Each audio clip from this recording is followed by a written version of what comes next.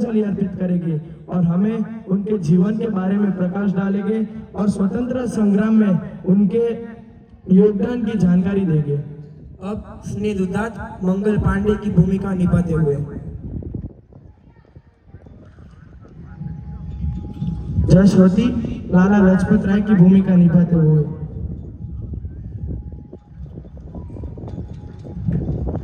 देव शर्मा भगत सिंह की भूमिका निभाते हुए युग सांघाणी सुभाष चंद्र बोस की भूमिका निभाते हुए जेमिन नारोला सरदार पटेल की भूमिका निभाते हुए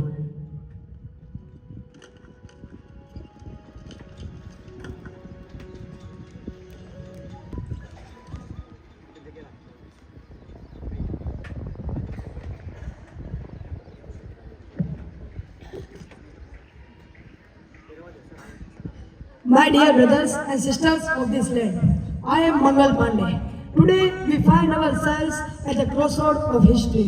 Our land, our people and our very way of life are in the yoke of the foreign oppressions.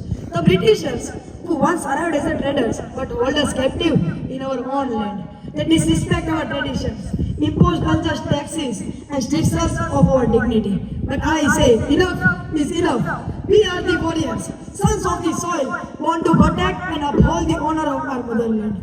Our ancestors fought valiantly for the centuries to defend our land from the invaders. And now it's our turn. Let us, we are the warriors and we have to protect our land from the invaders. The time is to come rise against the British oppression and to do destiny in our own hand. Let us our sword be our voice. Let us our unity be our strength. Today we begin a journey towards a brighter future. A future where our tricolor flag flutter proudly in the winds. In the name of India, in the name of justice, and in the name of shared dreams, let us march forward, fearless and resolute. Long live our motherland, long live our people, and long live our spirit of liberty.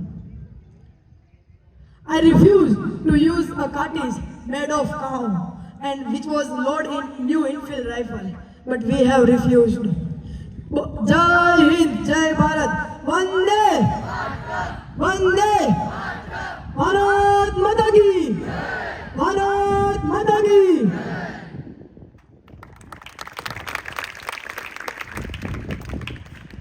प्रिय भाइयों और बहनों, मैं लाला लाजपत राय आज जब मैं आप सभी से बोल रहा हूँ, मेरे दिल में गहरा संकल्प है।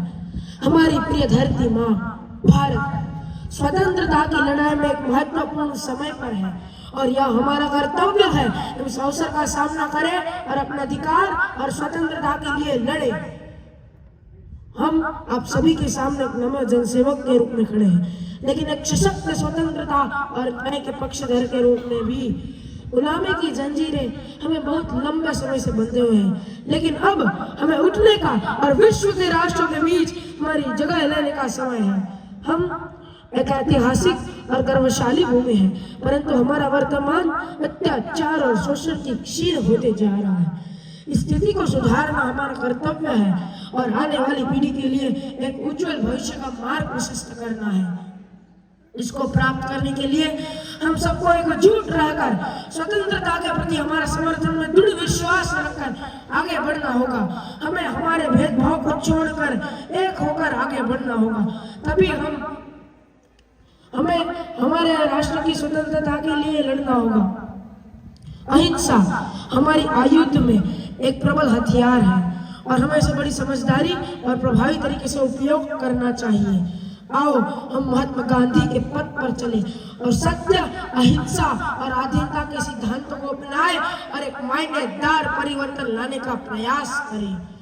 लेकिन यह याद रखें, अहिंसा मतलब केवल अनुरोध या समर्पण नहीं, हमें हमारी न्याय की मांग में सशक्त होना होगा और हमारे उद्देश्यों की प्राप्ति के लिए हमारे कर्मों के परिणामों का सामना करने के लिए तैयार होना होगा। मैं सभी भारतीय युवा और वृद्ध, धनी और गरीब से इस महान कार्य में शामिल होने की अपील करता हूँ।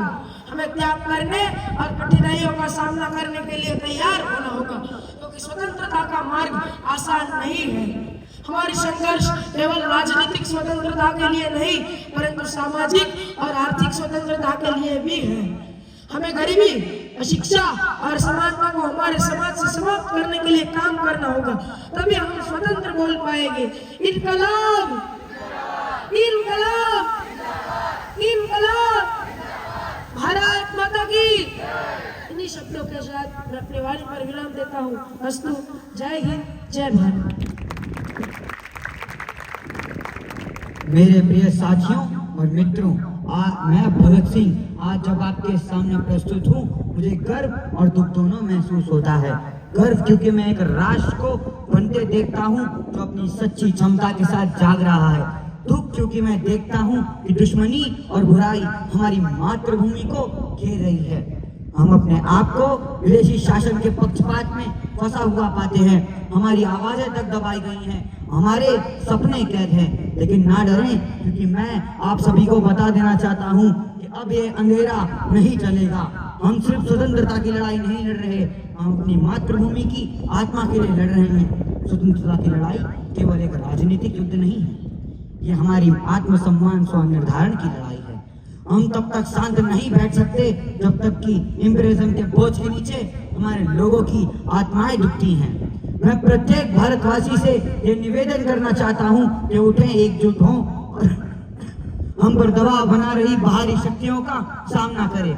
हमें नौकरशाही के बंधनों से मुक्त होना होगा। स्वतंत्रता हमारा जन्मसिद्ध अधिकार है और हम इसको प्राप्त कर रहेंगे। लेकिन ध्यान रहे, हमारा संघर्ष एक जाति या धर्म के खिलाफ नहीं है, ये हमारे खिलाफ उस मानसिकता के खिलाफ है जो हम पर शोषण और शासन करने की कोशिश करती है। हमें अपना गुस्सा और नाराजगी को बदलकर एक शक्ति में परिणित करना होगा जो कि संपूर्ण भारतवर्ष को एकजुट लाएगी। अहिंसा हमारे आयुध का एक शक्तिशाली शस्त्र है, हमें इसे बुद्धिमानिता के साथ उपयोग करना होगा। हमारा संघर्ष दृढ़ता और निष्ठा का होना चाहिए। चलिए हम चले महात्मा गांधी जैसे महान नेताओं के पदचिन्हों पर, जिन्होंने हमें शांतिपूर्वक संघर्ष की शक्ति दिखाई। मेरे मित्रों, स्वतंत्रता संग्राम की राह लंबी और कठिन हो सकती है। हमें परिस्थिति और परेशानियों का सामना करना आता है, लेकिन हमें सहना सीखना होगा। हमारी हिम्मत ही हमारा ढाल बनी हुई है। मेरे मित्रों, मुझे नहीं पता कि भविष्य में मेरा क्या होगा, लेकिन स्वतंत्रता संग्राम के बीच आने वाली हर एक अड़चन का मैं सामना करने के लिए तैयार हूँ। मेरी मित्रों, प्रत्येक भारतवासियों के हृदय में स्वतंत्रता संग्राम की ज्वाला को लेकर आएगी। मैं प्रत्येक भारतवासी से ये निवेदन करता हूँ कि उठें और कदम बढ़ाएं एक स्वाधीन स्वतंत्र भारत की ओर। हमें अपना भाग्य खुद एकजुट होकर लिखना होगा। सरफरोशी की तमन्ना अब हमारे दिल में है, देखना है जोर कितना बाजुए कातिल में है। भारत माता की, भारत माता की, वंदे वंदे।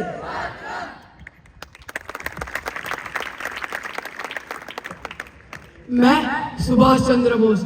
प्यारे मित्रों और देशवासियों, आज मैं आपके समक्ष भारत माता के एक नम्र सेवक के रूप में खड़ा हूँ।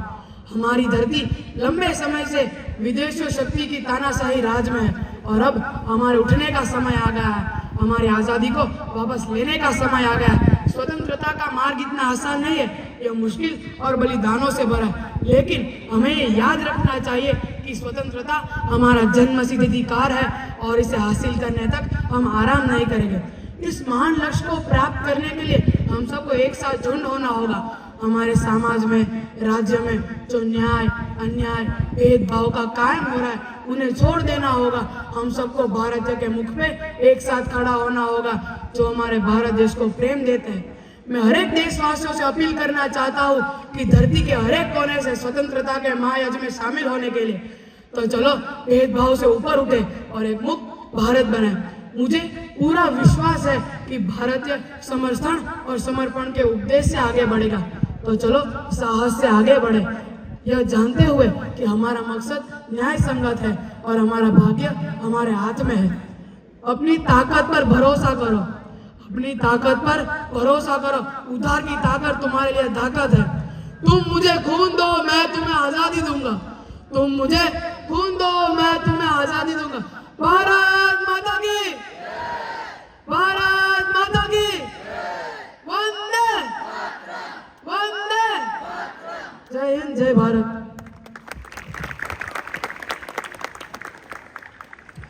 આ માટીમાં જન્મ્યો હું, આ માટીમાં જીવીશ હું, આ માટી જ મારી કાયા અને આ માટી જ મારી માયા, આ માટીમાંથી માટી, આ માટીમાં ફરીશ હું, આ માટીમાં ફરીશ હું. મારા પ્રિય દેશબંધુઓ, આપ સૌને નડિયાદના એક સામાન્ય નાગરિક તરીકે સરદાર પટેલના કોટી કોટી પ્રણામ. આજે આપણું ગુજરાત તેના સાંસ્કૃતિક વારસા, તેની ઐતિહાસિક ધરોહર અને તેની વ્યાવસાયિક સમૃદ્ધિની દીવાદાંડી સમાન વિશ્વની હરોળમાં ઊભું છે. અને હું આ ભવ્ય ભૂમિને મારું હૃદયપૂર્વક સર્વસ્વ સમર્પણ કરવા આપની સમક્ષ ઊભો છું. ચાલો વિભાજનના આ પડછાયાને નાબૂદ કરીને વિશ્વને આપણી એકતા અને અખંડિતતાનું ઉદાહરણ આપીએ, કારણ કે આવી ભાઈચારાની દ્રષ્ટિ જ ભારતના બંધુત્વના પાયાને મજબૂત કરે છે. મિત્રો, આપણે સ્વીકારવું જોઈએ કે એક સમયે આપણો દેશ રજવાડાઓનો વિખરાયેલો સમૂહ હતો. દરેકની પોતાની આગવી સંસ્કૃતિ અને આકાંક્ષાઓ હતી, પરંતુ હું દ્રઢપણે માનતો હતો કે અખંડ ભારત જ ખરેખર પ્રગતિ કરી શકે છે. હું દ્રઢપણે માનું છું કે દરેક ભારતીય પ્રાદેશિક ઓળખથી ઉપર ઉઠીને ભારતીય હોવાની ઓળખ સ્વીકારવી જોઈએ. અમે માત્ર આપણા અમૂલ્ય મતનો ઉપયોગ કરીને આ વિશ્વમાં નામ કમાવા નથી આવેલા, પરંતુ એક ગૃહમંત્રી તરીકે દેશના તમામ નાગરિકોનું સર્વાંગી વિકાસના સાધનોની સંપૂર્ણ જવાબદારી મારા ખભા પર છે. તમે જુઓ મારા મિત્રો, એકતા મારા માટે માત્ર એક શબ્દ ન હતો, તે એક સિદ્ધાંત હતો જેને હું વળગી રહ્યો. રજવાડાઓનું એકીકરણ સરળ કામ નહોતું, પણ મેં ખંત રાખ્યો. હું દ્રઢપણે માનતો હતો કે સંયુક્ત મોરચા દ્વારા જ આપણે આપણા રાષ્ટ્રને સુરક્ષિત રાખી શકીશું અને આપણા દેશને બાહ્ય જોખમથી બચાવી શકીશું. મારો ઉદ્દેશ્ય વિવિધ રાજ્યોના શાસકોને બળથી નહીં, સમજણ અને સહકાર દ્વારા જ ભારતીય સંઘમાં જોડાવા માટે સમજાવવાનો હતો. આ સાચું છે કે મારી પદ્ધતિઓ મક્કમ હતી અને આજે મને આ કહેતા ગર્વ થાય છે કે મારા પ્રયત્નો ફળ્યા. 550 થી વધુ રજવાડાઓએ એક સાથે મળીને અખંડ ભારતની રચના કરી. મારા વાલા મિત્રો, ન્યાય, સમાનતા અને એકતાના આ મૂલ્યો મારા માર્ગદર્શક સિદ્ધાંતો હતા. હું દ્રઢપણે માનતો હતો કે સંયુક્ત રાષ્ટ્ર કોઈ પણ પડકારને પાર કરી શકે છે અને ઉજ્જવળ ભવિષ્યનું નિર્માણ કરી શકે છે. આ આદર્શ પ્રત્યેની મારી પ્રતિબદ્ધતા આજે પણ ઓછી થઈ નથી. જ્યારે આપણે આપણા વારસાને સન્માન દેવા માટે અહીં ભેગા થઈએ છીએ, ત્યારે હું આપ સૌને એક વાત યાદ રાખવાની વિનંતી કરું છું કે આપણા રાષ્ટ્રની તાકાત તેની એકતામાં રહેલી છે. તો માત્ર ગાડી પાછળ જય સરદાર લખીએ કે મારા નામોના નદીઓ પરના ડેમો બનાવીને કે પછી વિશ્વમાં મારા નામની સૌથી ઊંચી મૂર્તિ બનાવીને દેશ એક નહીં થાય, પરંતુ દેશના તમામ નાગરિકોનું પુરુષ પ્રયત્ન જ આપણા રાષ્ટ્રને બનાવશે. તો મિત્રો, મારી સાથે આપો તમારી એકતાનું ઉદાહરણ, જેની ગૂંજ સંપૂર્ણ ભારતમાં સંભળાવી જોઈએ.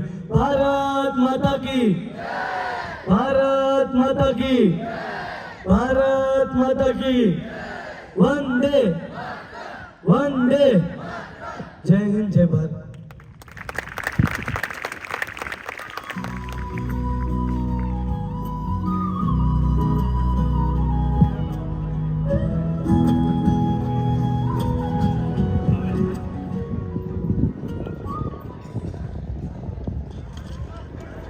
ब्रावो छात्रों, आपके शब्दों ने प्रेरणा को जागृत किया और आश्चर्यचकित कर दिया.